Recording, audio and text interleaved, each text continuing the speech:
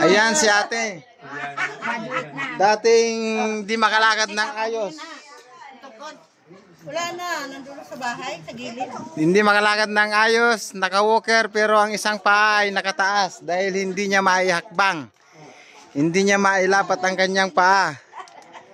Magkakasama sila ni tatay, yung kanina.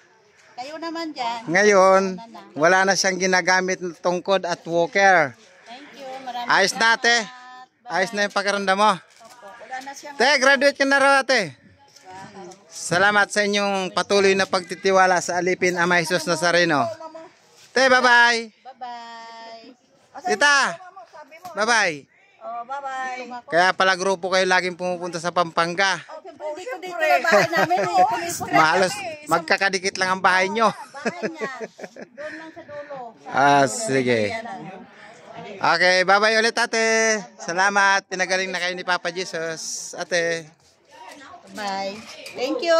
Maraming salamat sa inyo. Salamat din po ng marami sa inyo. Thank you, Lord.